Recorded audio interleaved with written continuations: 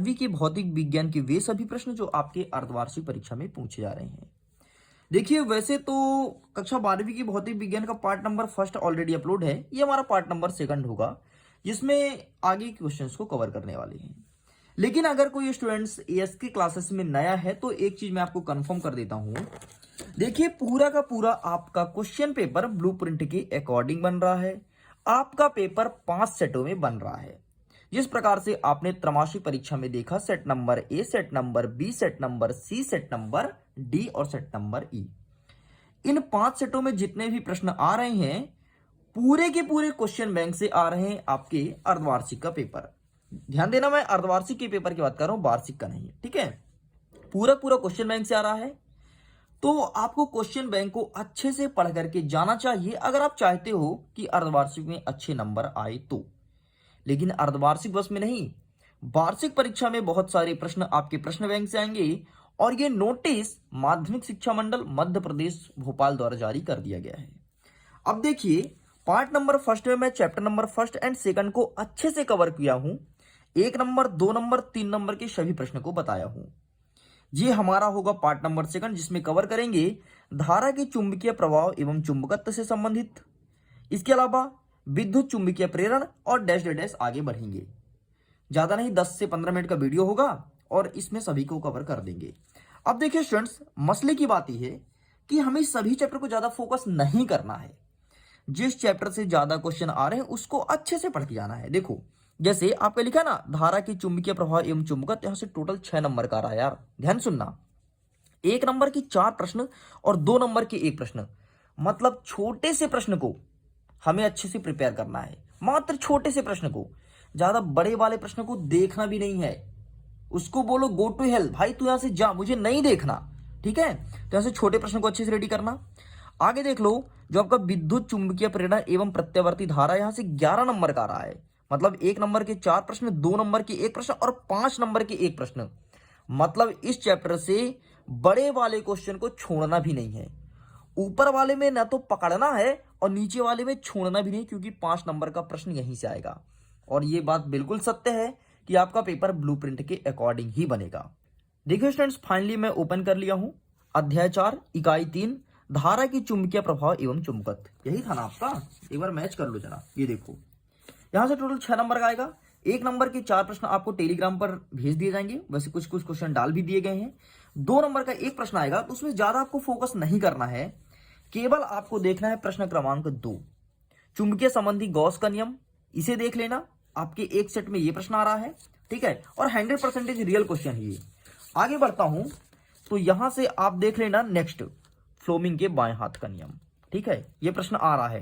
देखो, वैसे तो क्वेश्चन यहां से स्टार्ट हो रहा है, सॉरी क्वेश्चन यहां से स्टार्ट हो रहा है 7वां नंबर, लेकिन ये सब कुछ नहीं आ रहा है। केवल आपको इतना देखना है, फ्लेमिंग के बाएं हाथ का नियम, ठीक।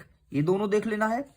आगे टोटल छोड़ दो, ना तो संट का नियम आ रहा है ना कुछ आ रहा है। आगे आपको देखना है प्रश्न क्रमांक 13। देखो 13 नंबर क्या है, अमीटर और वोल्टामीटर में अंतर। इसे अच्छे से कर लेना, ओके।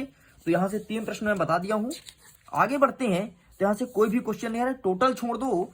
और यहां पर देखना है आपको 17 नंबर, चल कुंडली धारा मापी की सुग्राह्यता कैसे बढ़ाई जा सकती है। ये देखो, इन 4 प्रश्न को अच्छे से प्रिपेयर कर लेना। यदि चाहते हो कि हाँ मेरे कोई भी चैप्टर्स खराब ना हो, यदि आप चाहते हो कि मेरा क्वेश्चन पेपर अच्छे जाए तो, ओके।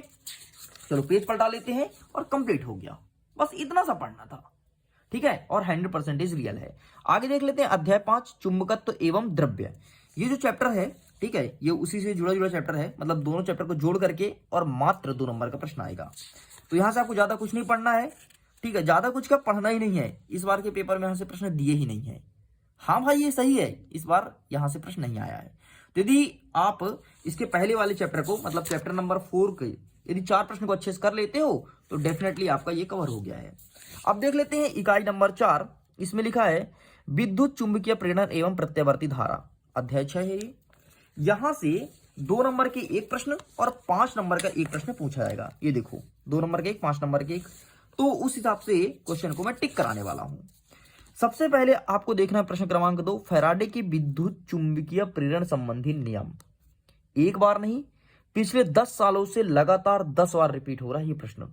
तो इस बार आपके एग्जाम में आ रहा है, ये फिक्स है। आगे देख लेते हैं, इसी में चौथा नंबर, चौथा नंबर कहता है स्वप्रेरणा एवं अन्योन्य प्रेरणा में कोई 4 अंतर लिखिए। टिक कर लो, अच्छे से पढ़ लेना, स्वप्रेरणा तथा अन्योन्य प्रेरणा। बाकी छोड़ दो, कोई दिक्कत नहीं। अच्छा जी, अब मैं आपको बताऊं, जो लिखा ना फ्लेमिंग के दाएं हाथ का नियम और वहां पे लिखा था बाएं हाथ का नियम, यार दोनों का नियम सेम है। यदि आपके एग्जाम में पूछ दे फ्लेमिंग के बाएं हाथ का नियम है फिर दाएं हाथ का नियम, तो जो नियम आपसे आता है ना वही लिखना। बस जहां पे दाएं लिखा है वहां दाएं लिखना और जहां बाएं लिखा है वहां बाएं लिखना। बात खत्म। खल्लास, एक नजर में तू हो जाएगी खल्लास। ठीक है, तो एक नजर में उसे खल्लास कर दो। आगे देख लेते हैं नेक्स्ट क्वेश्चन जो 5 नंबर में आ रहा है। ये पूछा रहा 7वां नंबर। डायनेमो क्या है? धारा डायनेमो का सिद्धांत एवं संरचना का वर्णन रेखा चित्र सहित कीजिए। इस प्रश्न को अच्छे से देख लेना मेरे भैया, ये प्रश्न आ रहा है।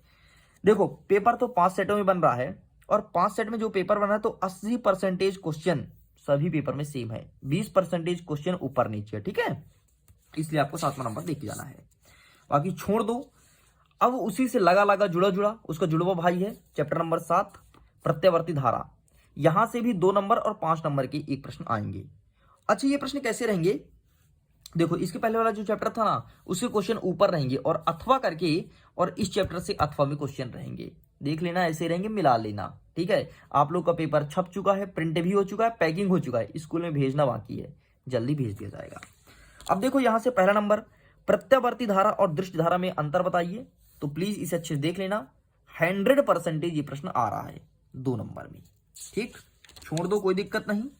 यहां से अब आपको देखना है चौथा नंबर ट्रांसफार्मर के बारे में। इसकी व्याख्या करना है निम्न बिंदु के आधार पर। सबसे पहले चित्र बनाओ, फिर उसके सिद्धांत लिखो, फिर उसके परिणाम लिखो कि परिणाम क्या निकलता है, फिर ऊर्जा क्षय किस प्रकार से होता है, ये सब बताना है। तो इन बिंदुओं को देख लो अच्छे से, चित्र यही बनाना है, आंसर भी यही लिखना है। लेकिन मिडिल एजुकेशन का ये कहना है, जैसे कि मैंने इसके आंसर्स को रीड किया तो मैंने देखा कि क्वेश्चन बैंक में जितने भी आंसर्स लिखे हैं ना इतने गलत तरीके से लिखे हैं कि क्या बताऊं, हद ही हो गया यार। तो यदि इसका आंसर आपके पास अच्छा वाला है, आप यदि कोचिंग के नोट्स में लिखे होगे, स्कूल में पढ़ाया गया होगा, तो वही आंसर लिख करके आना। ठीक है, इसमें आंसर बहुत बेहुदा लिखा है। उन बच्चों के लिए है जो चाहते हैं एक दिन में पढ़ करके और पास हो जाए। मैं क्या बोल रहा हूँ, पास हो जाए। आप 12वीं के स्टूडेंट्स हो, आपको टॉप करना है, क्योंकि पिछले वर्ष 96% बनाया गया था ESK क्लासेस के यूट्यूब चैनल से एक रीवा के स्टूडेंट्स के द्वारा। तो मैं चाहता हूं भाई, छोड़ूंगा नहीं। ठीक है, जब तक तोड़ेंगे नहीं तब तक छोड़ेंगे नहीं। ठीक, तो उस क्वेश्चन को देख लेना भाई, बाकी छोड़ दो, कोई दिक्कत नहीं। अब देख लेते हैं इकाई नंबर 5 विद्युत चुंबकीय तरंगे। यहां से कितने नंबर का पूछा जाएगा? सबसे पहले हम ब्लूप्रिंट में देख लेते हैं, फिर इसी के अकॉर्डिंग क्वेश्चन बता देते हैं। तो इससे पूछा जाएगा टोटल 4 नंबर का 4 प्रश्न, एक एक नंबर की। इसके लिए आपको टेलीग्राम पर एक लिंक दिया जाएगा, वहां पर क्वेश्चन रहेंगे, जाओ टिक करो, अटेम्प्ट करो, सभी प्रश्न को हल करो बेहद आसान भाषा में। ठीक, तो ये वहां से कवर होगा। आगे देख लेते हैं 6वां नंबर प्रकाशिकीय एवं प्रकाशिकीय तरंग। यहां से मत लाइयो, नहीं तो तुम्हारा मजाक कर देगा चैप्टर। 1 नंबर के 4 प्रश्न, 2 नंबर के 1 प्रश्न, 3 नंबर के 1 प्रश्न, 5 नंबर के 1 प्रश्न, मतलब पूरा पूरा भर दिया है चैप्टर नंबर 6, सॉरी इकाई नंबर 6। मस्ट चैप्टर है, बहुत ज्यादा इंपॉर्टेंट है। अगर इस चैप्टर को छोड़ के गए तो समझो आपके 14 नंबर तो वैसे ही गए, पानी में बह गया। ठीक है, तो ESK तो नहीं छोड़ने वाला है। ठीक है, मैं कवर करने वाला हूं। तो चलिए देख लेते हैं, इसको स्किप करूं ना, क्योंकि यहां से एक एक नंबर के प्रश्न आ रहे हैं। अब देखो ये है वो चैप्टर जहां से 2 नंबर, 3 नंबर, 5 नंबर जितने भी प्रश्न बन सकते हैं बनाए जाएंगे। सबसे पहले 2 नंबर के हिसाब से प्रश्न है ये, पूर्ण आंतरिक परावर्तन किसे कहते हैं? इतना ही प्रश्न आ रहा है, ध्यान देना। इसके लिए आवश्यक शर्त ये नहीं पूछा जाएगा, पूर्ण आंतरिक परावर्तन किसे कहते हैं, 2 नंबर में आ रहा है आपके एग्जाम में। बाकी छोड़ दो, कोई दिक्कत नहीं। आगे दिखा देता हूं कौन से प्रश्न आ रहे हैं। यहां से कोई नहीं आ रहा है। हाँ, ये 10वां नंबर देखो, क्रांतिक कोण किसे कहते हैं। ठीक, प्लीज इसका स्क्रीनशॉट ले लो। अब देखो 3 नंबर का प्राथमिक और द्वितीयक इंद्रधनुष में अंतर, प्लीज टेक अ स्क्रीनशॉट, ये क्वेश्चन आ रहा है। यहीं पर देख लो नेक्स्ट क्वेश्चन जो है, ये 3रा नंबर, एक किसी अवतल दर्पण के लिए फोकस दूरी f है और वक्रता त्रिज्या कैपिटल R है, तो संबंध स्थापित करना है कि स्मॉल f बराबर कैपिटल R/2 होगा। ठीक, कुछ इस प्रकार से चित्र बनाएंगे एंड आंसर लिखेंगे। ये सभी प्रश्न 3 नंबर के हिसाब से है। आगे यहां से कोई भी प्रश्न नहीं आ रहा, देख लो, कोई भी नहीं आ रहा भाई, छोड़ दो, कोई दिक्कत नहीं। हाँ, 5 नंबर के हिसाब से आ रहा है, गोलीय दर्पण का सूत्र बताना है आपको। ठीक है, उसका व्यंजक स्थापित करना है, काफी लॉन्ग है यार, देख लो यहां से स्टार्ट होगा, इतना लिखना भाई, स्क्रीनशॉट ले लो दिख रहा हो तो। बाकी अगर इसका PDF डाउनलोड करना है तो वीडियो को डिस्क्रिप्शन बॉक्स में लिंक दिया है, जाइए PDF को डाउनलोड कर लीजिए। अगर आपके मन में कोई भी क्वेरीज हो तो इंस्टाग्राम पर बाकी मैसेज कर सकते हैं, पूछ सकते हैं। आप फेसबुक पेज पर जरूर जुड़ना, उसका भी लिंक डिस्क्रिप्शन बॉक्स में दिया है। एग्जाम टाइम पे पता चलेगा कितना प्रॉफिट मिलता है आपको फेसबुक पे जुड़ने से।